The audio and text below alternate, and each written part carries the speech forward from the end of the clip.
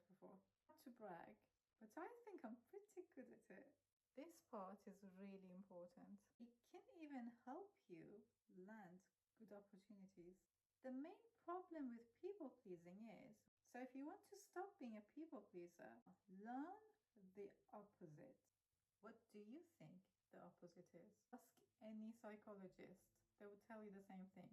If you want to stop being a self-sacrificing chronic people pleaser, you need to learn. You want a quick way to find out where you're at? Answer this question. And many of us grow up never realizing every day do one simple thing purely because.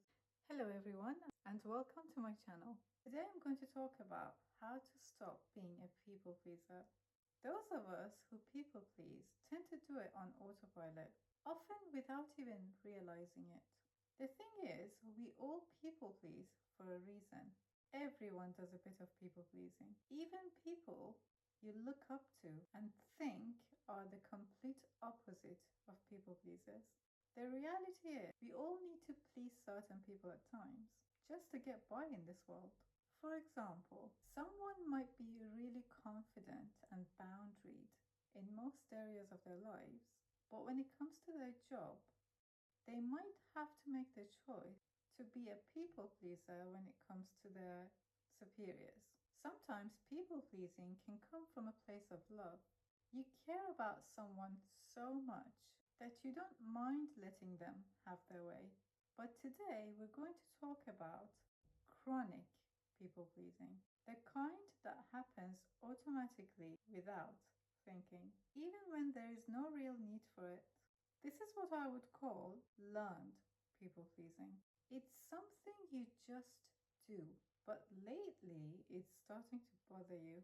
You constantly feel you're putting everyone else's need ahead of your own. You feel like everyone else's needs are more important than your own. And you find yourself thinking, what about me? What about my needs? You feel drained, exhausted, and unappreciated. This part is really important. Unappreciated. Because if you were genuinely getting something positive out of this, and if it felt rewarding, you wouldn't want to stop. There may be an unconscious reason why you're a people pleaser. But because I'm not a professional, I'm not going to sit here and diagnose anyone watching this video. What I'm going to do is to share what's worked for me. You can take it, try it for yourself, or leave it. The choice is yours. You don't have to please me. The first thing, why do you want to stop? Is people pleasing a genuinely bad thing? Personally, I don't think so. I think people pleasing can be useful. And in some situations, it can even be a skill. Not to brag, but I think I'm pretty good at it. I could probably be the best people pleaser in the world. I've had a lot of practice. I have to admit, it has saved my life before. People pleasing has a lot of benefits. It can make you come across as charming. It can make people trust you and warm up to you. It can even help you land good opportunities. It can help you avoid unnecessary headache and stay out of trouble and conflict. The list goes on. Doesn't sound like such a bad thing now, does it? People pleasing only becomes a problem when it puts you in situations where people take advantage of you. When you're giving up too much and getting very little in return. When you're so focused on everyone else's needs that you lose sight of your own needs, wants, and preferences. That's when it becomes unhealthy. Now let's look at people pleasing from a different angle. How about we look at people pleasing as a skill? People pleasing is a useful skill, but like many other useful things, when it's used in wrong situations, it can end up doing more harm than good. The same thing that can heal can also poison, depending on when and how it's used. The main problem with people pleasing is when it becomes a part of your identity. I'm a people pleaser. No, darling, you're not. Nobody is. People pleasing is a survival skill that you've learned. It's a behavior. It's something you do. It's not who you are. And it's not something you should label yourself with. You have this skill, you can either use it or not use it. So if you want to stop being a people pleaser, stop labeling yourself as a people pleasing person. Instead, think of yourself as someone who's very good at the skill of making other people feel comfortable. Or maybe use a completely different word. You can think of yourself as a charming person.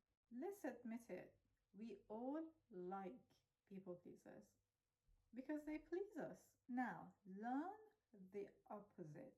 Now that we've got a more positive perspective on people pleasing, the skill that we've learned for whatever reason, how do we make sure that this skill doesn't hurt us? It's much easier to learn a new skill than it is to unlearn something that you've already learned. So if you want to stop being a people pleasing person, or at least do it less, learn the opposite. But what's the opposite of a people pleaser? What do you think the opposite is? This is very important. What do you think the opposite is? Because if you believe the opposite of a people pleaser is a self-centered narcissist, you're probably going to stay stuck in chronic people pleasing mode. Why? Because in your mind, the alternative is a negative thing. And if the alternative feels wrong, you're going to keep going back to the thing that feels more comfortable. Personally, I think the opposite of a chronic, self-sacrificing people pleaser is someone who genuinely loves and respects themselves. And that has nothing to do with being selfish. There is a misconception about narcissism, thinking that narcissists love themselves. I'm not a psychologist, but ask any psychologist. They will tell you the same thing. They don't love themselves. They're just very good at faking it. People who genuinely love themselves tend to be decent and kind people, and they have very healthy boundaries, and they tend to not put other people down. How do you become the opposite? If you want to stop being a self-sacrificing chronic people pleaser, you need to learn how to love yourself. Stop focusing on how to love yourself more. Do you want a quick way to find out where you're at? Answer this question. Do you love yourself? Do you? In my opinion, the healthiest answer to that question is a straight yes. No hesitation. No sort of. No, I'm working on it. A straight, strong yes. If that's not your answer, I think it's something worth exploring. And the good news is, self-love is not something you're born with or without. It's something you can learn. Now, how do you love yourself? There are thousands of resources, books, podcasts, YouTube channels about self-love. So if you genuinely want to stop becoming chronic, self-sacrificing people pleaser and become someone who genuinely loves themselves and respects themselves and has boundaries and enjoys life and actually puts themselves in the list of the people you care about, then start learning. Take it seriously. Nobody teaches us this stuff at school. And many of us grow up never realizing that self-love is a skill that can be developed. And you can become somebody who genuinely enjoys being in their own skin. The information is out there. The tools are out there. If you really want to learn it, you can figure it out. But I'm not going to let you leave empty-handed. I'm going to share with you a practice that I love and enjoy practicing myself and find it really effective. Try this practice once a day for at least 7 days. If you like it, keep doing it for the rest of your life. Every day, do one simple thing purely because you enjoy it. And I mean purely for you. It should be something that needs no justification other than the fact that you enjoy it. It should be something where if someone asked you, why did you do that? The only answer you'd have is because I wanted to. That's it. But keep in mind, it has to be something achievable, simple, something that doesn't cost much money, doesn't require loads of compromise. Otherwise, it would defeat its purpose. And the goal of this exercise is to teach yourself that what you want matters. Let me give you an example. I was talking to a friend about this, and we were trying to come up with things that she could do just for herself. At first, she completely froze. She couldn't come up with anything. How sad is that? So I said to her, think about when you were a child. Remember that excitement you felt when you couldn't wait to play with a certain toy, or watch your favorite cartoon, or do something just because it was fun. Remember how natural that felt. My friend said to me she has a swing in her bedroom that she loves to sit on and relax in, but she hasn't used it for over a year. I said, why don't you go and sit on it now? She said, I can't, it's covered in clothes. I said, fine, pick everything up that's on the swing, put them on the floor, sit on the swing, set the timer for 5 minutes, and once the timer goes off, get off and carry on with your day. You're on the phone to me right now, so clearly you have the time. No one's going to see you and judge you. It's only 5 minutes. No one's stopping you from doing it, but it's something that would make you so happy, and there is no real consequence for it. So we hung up. The next day I spoke to her again and asked her, did you do it? How was it? She said, amazing. See if you can make a similar list of things that you could do every day. It can be absolutely anything. Maybe it's ordering a peach tea instead of a coffee at the coffee shop. Maybe it's wearing a particular shade of lipstick. Maybe it's wearing really big earrings for no reason. I just had to show them off.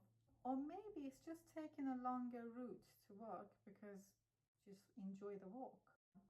It's different for different people, and they may seem like nothing and so little, but don't underestimate those little things.